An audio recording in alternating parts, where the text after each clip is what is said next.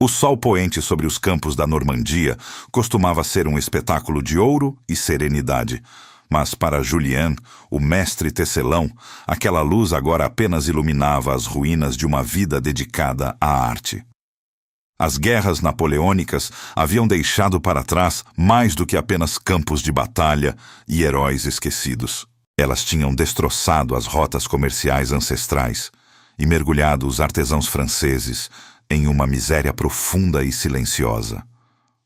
Julien olhava para suas mãos, calejadas pelo trabalho no tear de madeira, e via nelas o fim de uma era de dignidade. O som rítmico da madeira batendo, que outrora era o coração pulsante de sua vila, fora substituído pelo estômago roncando de seus filhos e pelo olhar vazio de sua esposa diante de uma lareira sem lenha.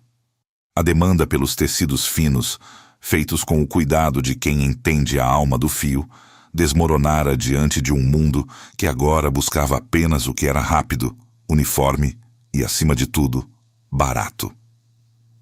Foi o desespero absoluto, e não a ambição, que o levou a tomar a decisão mais difícil de sua vida: cruzar o canal em direção ao desconhecido. Ouvia-se falar, em sussurros carregados de medo e admiração, de um lugar chamado Manchester, uma cidade envolta em promessas de progresso e máquinas que nunca dormiam. Chamavam-na de a Cidade do Algodão. Para Julien, Manchester parecia a única saída para evitar que sua família sucumbisse à fome que já rondava sua porta.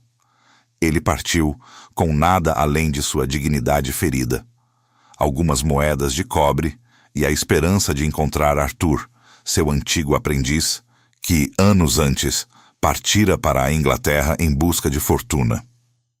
Julien se lembrava de Arthur como um jovem perspicaz, embora impaciente com a lentidão do trabalho manual, e acreditava que o laço entre mestre e aprendiz ainda guardava algum valor naquele novo mundo mecanizado. No entanto, ao desembarcar em solo inglês e viajar para o norte, o choque foi imediato e brutal. O céu azul e o ar perfumado pelas macieiras da França foram substituídos por um manto perpétuo de fuligem e névoa tóxica que parecia sufocar a própria luz do sol. As chaminés das fábricas erguiam-se como colunas de um templo sombrio dedicado a um deus de ferro e carvão, cuspindo fumaça negra sobre ruas lamacentas, cinzentas e superlotadas. O ruído era uma constante agressão aos sentidos. Não havia mais o silêncio restaurador do campo, apenas o pulsar incessante das máquinas a vapor que faziam a terra tremer sob os pés dos transeuntes. Julien sentiu-se um estrangeiro não apenas em uma terra estranha, mas em um tempo diferente, como se tivesse sido arremessado para um futuro onde a natureza fora banida e substituída por engrenagens lubrificadas com o suor humano. Quando finalmente encontrou a suntuosa residência de Arthur, localizada em uma área protegida da fumaça mais densa, Julien sentiu um breve alento de esperança. Mas o homem que o recebeu não era mais o jovem que ele ensinara a manejar o fio com delicadeza. Arthur agora vestia seda cara, exibia um relógio de ouro no colete e carregava no olhar uma frieza que rivalizava com o aço de suas máquinas. Ele não abraçou o velho mestre.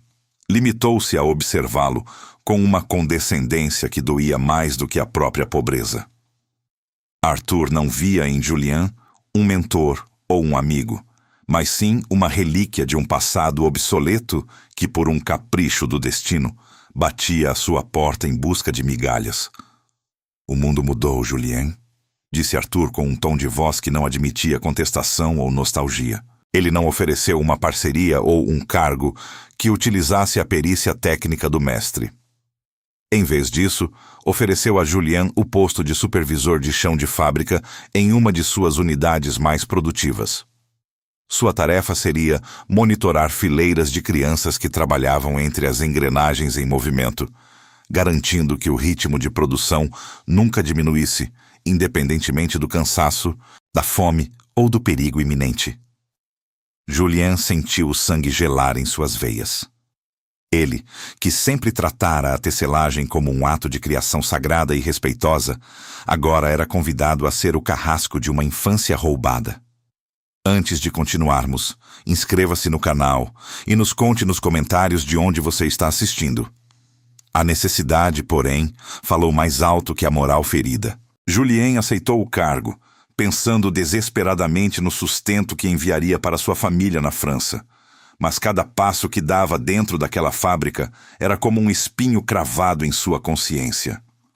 O calor dentro do galpão era insuportável, e o barulho das correias de transmissão criava um caos ensurdecedor que impedia qualquer conversa.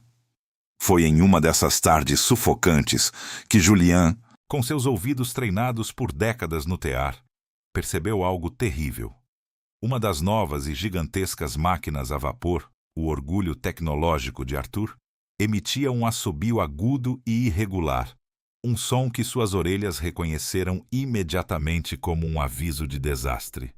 Havia um defeito crítico na caldeira de pressão que alimentava o setor. Ao alertar Arthur sobre a necessidade urgente de parar a produção para reparos, Julien encontrou uma muralha de ganância absoluta. Arthur o proibiu de tocar em qualquer válvula, afirmando que cada minuto de máquina parada representava uma fortuna perdida em contratos têxteis.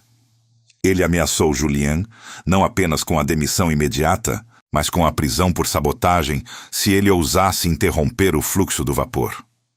Julien olhou para a caldeira vibrando perigosamente e para as crianças pequenas que trabalhavam ao redor dela, percebendo que sua jornada na Terra do Progresso estava apenas começando a se transformar em um pesadelo de ferro e fogo.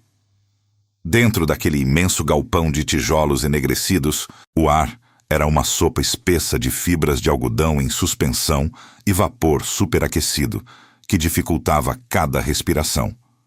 O barulho não era apenas um som, era uma força física, um martelar rítmico e ensurdecedor que vibrava nos ossos de Julien, impedindo qualquer pensamento que não fosse o monitoramento mecânico das engrenagens.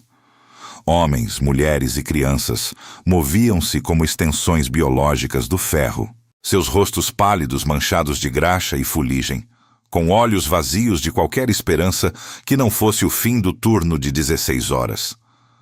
Julien via-se obrigado a caminhar por aquele corredor da morte, observando os pequenos dedos que se enfiavam entre as lançadeiras em movimento para desembaraçar fios, uma dança macabra, onde qualquer erro significava a mutilação permanente sob o comando do aço implacável. Havia um menino, de olhos grandes e tristes, que lembrava a Julien seu próprio filho deixado na França. O pequeno trabalhava exausto sob a máquina que Julien sabia estar condenada. O aviso ignorado por Arthur transformou-se em tragédia em um piscar de olhos, exatamente como o mestre previra. Um estalo metálico agudo, seguido pelo chiado violento do vapor escapando sob altíssima pressão, cortou o rugido habitual da fábrica. O grito do menino foi curto, logo abafado pelo impacto de uma biela de bronze que se soltou da caldeira superaquecida. Quando a névoa branca baixou, o cenário era de puro horror. Julien correu para socorrer a criança, cujas roupas estavam ensopadas de sangue e água fervente, mas foi rudemente afastado por Arthur, que surgiu das sombras de seu escritório com o rosto vermelho, não de compaixão, mas de fúria pela interrupção súbita da linha de produção. A traição de Arthur veio antes mesmo que o corpo franzino do menino fosse levado para fora. Diante dos inspetores locais que ocasionalmente visitavam as instalações, Arthur, com uma frieza calculada que gelou a alma de Julien, apontou o dedo acusador para o mestre tecelão. Afirmou com uma convicção mentirosa que Julien, por negligência crassa e imperícia técnica, havia falhado em ajustar as válvulas de segurança durante a troca de turno, causando diretamente o acidente. O mestre, cujo único crime fora tentar salvar vidas, alertando sobre o perigo, viu sua reputação ser estraçalhada em poucos minutos. Ele não era mais o artesão respeitado da Normandia. Para as autoridades de Manchester, ele era agora o supervisor estrangeiro incompetente que quase destruiu o investimento de um respeitável e influente cidadão britânico. Naquela noite, enquanto Julien vagava amargurado pelos becos lamacentos de Ancoats, foi abordado por sombras que cheiravam a tabaco barato e revolta contida. Eram os ludistas, um grupo clandestino que via nas máquinas a raiz de toda a sua desgraça e miséria. Eles queriam que Julien, com seu profundo conhecimento técnico, os ajudasse a derrubar o império de Arthur peça por peça, indicando os pontos fracos das caldeiras. O dilema corroía o coração do francês. Ele odiava a crueldade de Arthur, mas como um homem que dedicara a vida à criação e à técnica, a ideia de destruir tecnologia parecia uma amputação de sua própria essência. Em vez de martelos, Julien pegou carvão e papel. Nas horas de insônia em seu cortiço úmido, ele começou a desenhar modificações revolucionárias, protetores de engrenagem, sistemas de exaustão de vapor e válvulas de alívio automáticas que poderiam evitar que outras crianças sofressem o mesmo destino cruel. Era sua busca silenciosa por redenção, uma tentativa desesperada de humanizar o monstro de ferro que Arthur criara. No entanto, o olhar de Arthur era onipresente naquela cidade de fumaça. Durante uma inspeção surpresa nos aposentos dos funcionários, o dono da fábrica encontrou o caderno de Julien escondido sob o colchão de palha. O mestre tecelão esperava a forca ou a prisão por conspiração, mas o que viu no rosto de seu antigo aprendiz foi algo muito mais sinistro, um sorriso de ganância pura. Arthur percebeu instantaneamente que aqueles desenhos valiam uma fortuna em patentes e eficiência industrial. Sem dizer uma palavra, confiscou o caderno, planejando registrar aquelas inovações em seu próprio nome para lucrar com a segurança que ele mesmo sempre negligenciara. Julien estava agora despojado até de sua última centelha de dignidade, mas o destino reservava uma revelação ainda mais sombria naquela noite gélida. Ao tentar recuperar seus desenhos infiltrando-se no escritório de Arthur, Julien encontrou documentos ocultos que revelavam um plano diabólico. Arthur havia sabotado deliberadamente as apólices de seguro e os sistemas de ventilação da própria fábrica. Ele não pretendia apenas roubar os projetos. Ele planejava um incêndio criminoso para a noite seguinte, visando destruir a estrutura obsoleta, coletar o prêmio do seguro e culpar publicamente os revoltosos ludistas pelo crime, livrando-se simultaneamente de seus oponentes e de suas dívidas crescentes, enquanto as provas de sua negligência queimariam com a verdade. A noite em Manchester estava carregada por uma tensão elétrica que parecia antecipar o fim de uma era. Os ludistas avançavam pelas ruas de paralelepípedos, seus rostos cobertos por lenços e seus olhos refletindo a luz trêmula das tochas. Julien, oculto nas sombras próximas ao portão principal, viu a primeira labareda lamber as janelas do escritório de Arthur.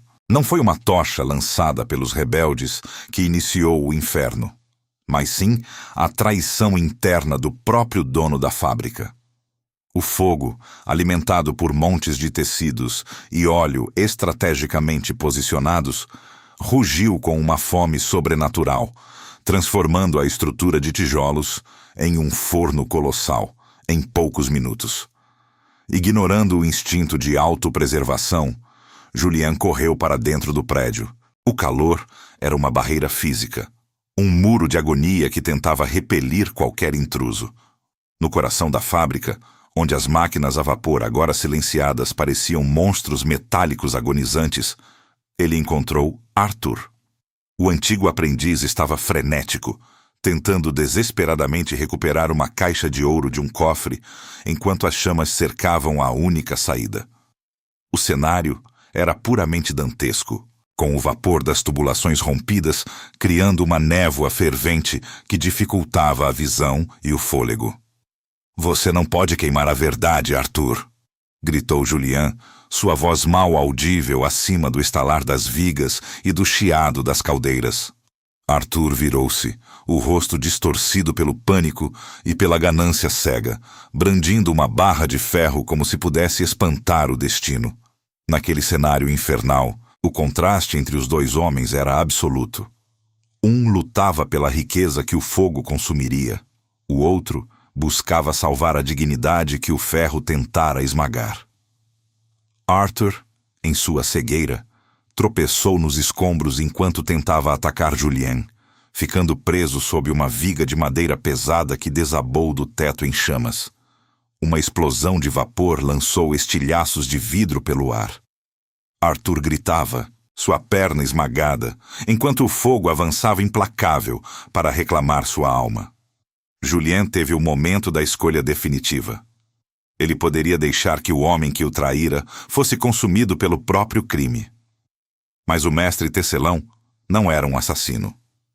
Com um esforço sobre-humano, ele tentou mover o peso, mas percebeu que o tempo era escasso para ambos. Em vez de salvar o ouro de Arthur, Julien alcançou a escrivaninha de carvalho, onde os registros fraudulentos do seguro e seus próprios desenhos de segurança estavam guardados. Com os documentos pressionados contra o peito, Julien escapou por uma janela lateral, segundos antes de o teto desabar em uma cascata de faíscas. Lá fora, o caos reinava. Os ludistas assistiam à queda do gigante de tijolos, mas a vitória deles era amarga. Julien, tossindo e coberto de cinzas, entregou as provas da fraude e da sabotagem às autoridades que chegavam. O império de Arthur, construído sobre a exploração, não apenas queimou. Ele foi desmantelado pela justiça que os documentos preservados tornaram inevitável. Arthur sobreviveu ao incêndio, mas apenas para enfrentar a ruína total e o degredo, sua fortuna transformada em fumaça. Julien não permaneceu em Manchester. Ele retornou às colinas suaves da Normandia, levando consigo a maior riqueza que o vapor lhe proporcionara: o conhecimento técnico e a patente de suas inovações. Anos depois, em uma pequena vila francesa, uma cooperativa têxtil floresceu sob sua liderança justa. O mestre tecelão agora dedicava seus dias a ensinar aos jovens artesãos que a técnica e a ética devem caminhar sempre juntas para o bem de todos. Ali, as máquinas não eram tiranos famintos, mas aliadas protegidas por válvulas e grades concebidas por um homem que conhecera o inferno industrial. Julien observava as engrenagens girarem com suavidade e precisão, sabendo que o progresso não precisava ser um sacrifício humano contínuo. A Revolução Industrial deixara uma cicatriz profunda e duradoura na alma daquela geração, mas através de homens como Julien, a luz da compaixão encontrou uma forma de brilhar entre o aço, lembrando ao mundo que, por trás de cada engrenagem, deve haver sempre o pulsar de um coração respeitado, valorizado, verdadeiramente livre.